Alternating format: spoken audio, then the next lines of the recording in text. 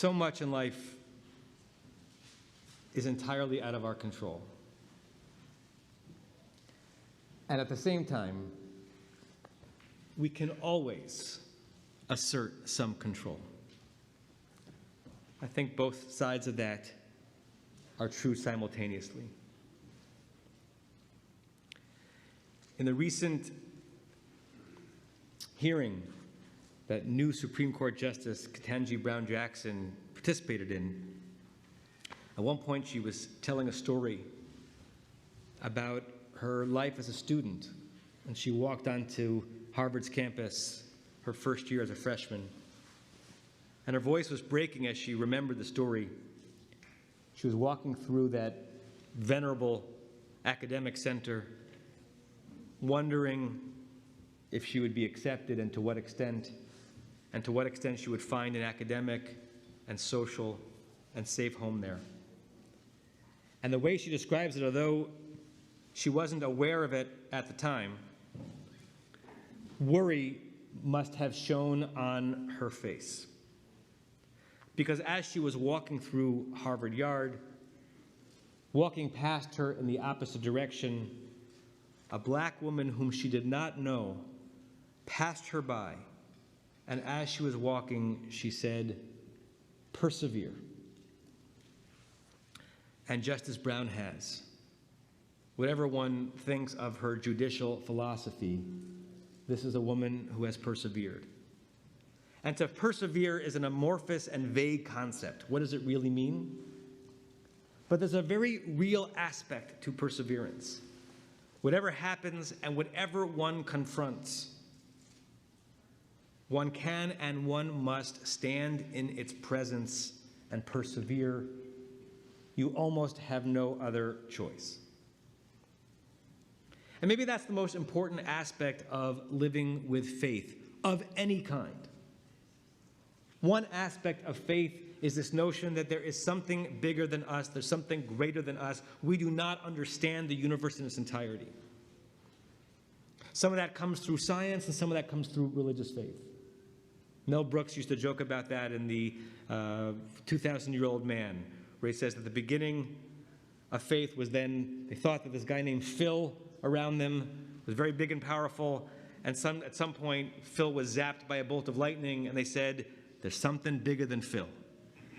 That's part of faith. But the other part of faith is that we have some incredible control over every situation that we meet. When we see disorder, we can bring order. And we can be the instruments of the divine in that way. And Judaism is filled with such examples.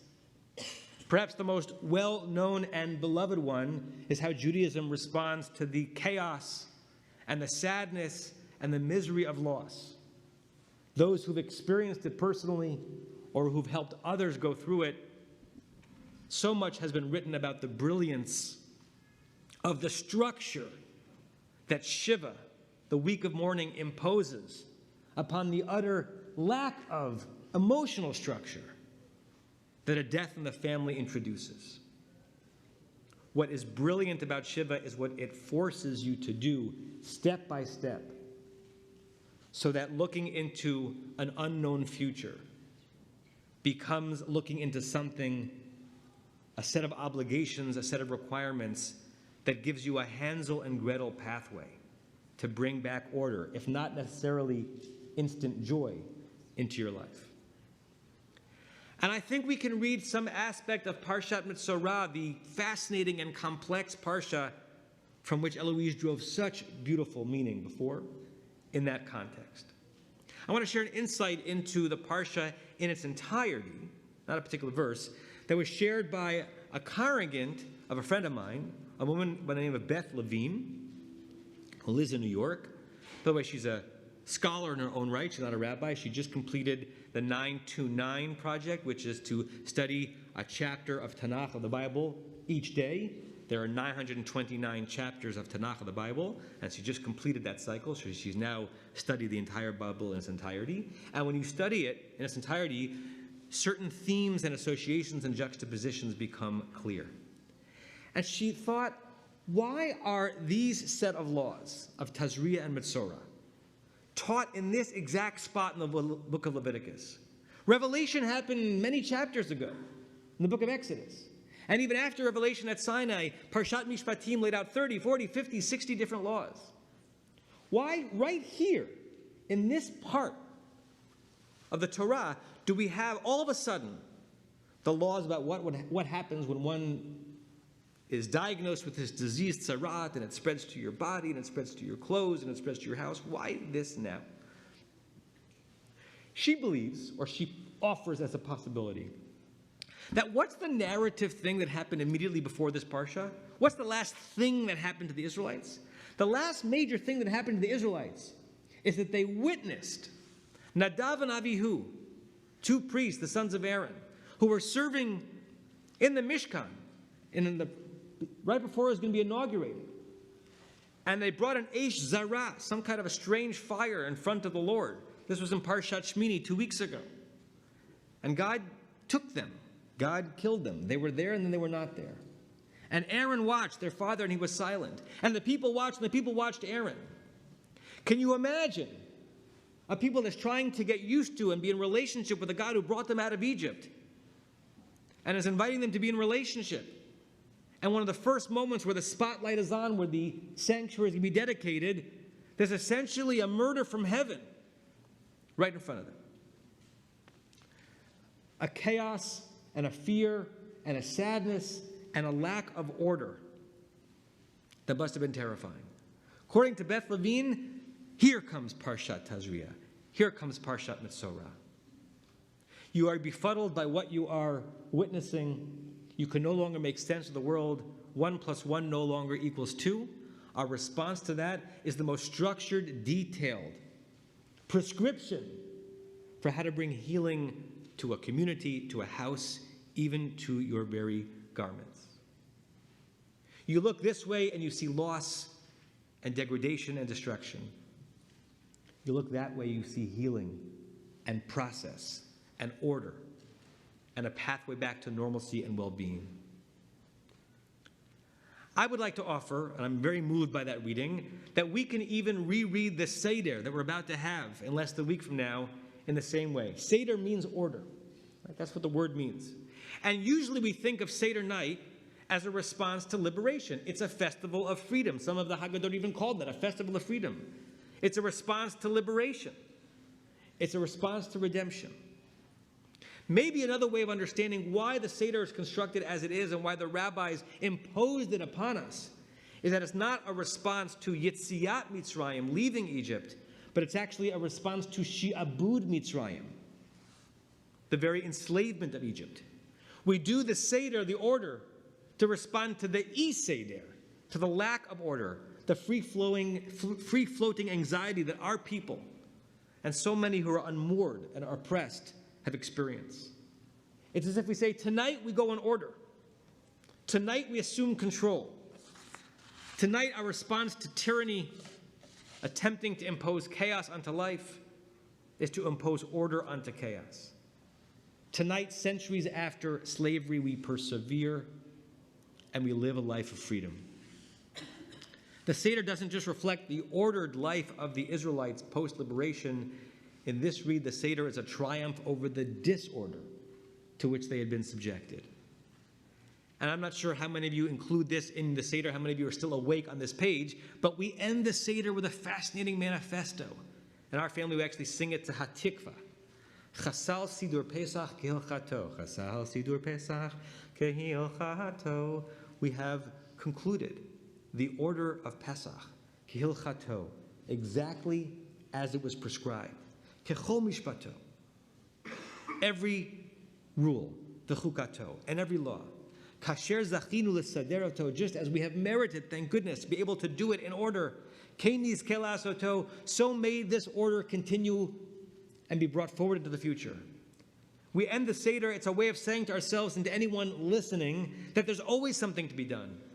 There's always response to calamity and to suffering and defeat. Perseverance itself is an achievement. Eating a meal in order as free people is a poke in the eye of any person who would deny that freedom to us. It's a powerful story in the family participation Haggadah that was edited by Noam Tzion and David Dishon. One Sunday morning in 1941, in Nazi-occupied Netherlands, just as the beginning of the horror was presenting itself, a mysterious character rode up on his bicycle and entered the local Calvinist church. He ascended the podium and he read aloud the story of the midwives who saved the Hebrew babies and defied Pharaoh's policy of genocide. And then he turned to the congregation and he said, "Who is today's Pharaoh?" "Hitler," the congregation replied. "Who are today's Hebrew babies?" he shouted. "The Jews," they yelled. And then quietly he asked, "Who will be today's midwives?" During the next few years, 7 families from that tiny church in the Netherlands hid Jews and other resistors from the Nazis, and generations were able to emerge from them. I was going to end with that story because it's inspiring hopefully all of us to find the ways in which we can be a midwife, as it were, imposing order upon chaos. But I also believe that every point deserves a counterpoint, and even the counterpoint has a counterpoint. The only problem with this read of the Seder and of reality is that, as you all know inside your head if you've been listening and thinking about it, is that it's rarely that easy or simple. And sometimes the lack of control that we witness is just too much. It's just overwhelming. And sometimes the Seder's own testimony about there being a sacred order to the world defies reality. Think for a second about Chad Gadya at the end of the Seder. If a dog bites a cat, we're taught, the stick hits the dog, and the Holy One will always triumph even over death. It's a pithy little ditty, and it's brought into deeper theological realm in other languages. The German version of Chad Gadya, and most people believe the Chad Gadya began as a kind of a German rhyming song disconnected from the Seder. I'm going to mess up this pronunciation because I don't read German, but the German ends with a refrain after each cycle, Gott richtet Welt und Wesen, die Guten wie die Bossen, which is basically saying that God is right in the world, order will reign, God is in charge. That is a recurring refrain throughout the German version of that song at the end of the Haggadah. And we all know that that theology and sense of reality is just hard to maintain when you look at the world with open eyes. The story of Chad Gadya does not always come true. Look around us. We mentioned it before. The horrific killings of innocents in Ukraine, and the terror in Israel about which we prayed, and the disorder within our own city and nation. We know all too well that when dogs bite cats, sometimes there is no stick that comes to beat the dog. My dear friend and colleague, Rabbi Barry Dov Katz, suggests that perhaps that is the more subtle message of the Haggadah. This is the truth of the Israelite experience. And it's the truth of life. We are constantly toggling back and forth between the disorder and the order, the control that we lack and the control that we wield, the chaos that engulfs us over here, and the power that we have to push it away. And then he says, think of the Seder. There's a consistent theme, if you look carefully, running through it all.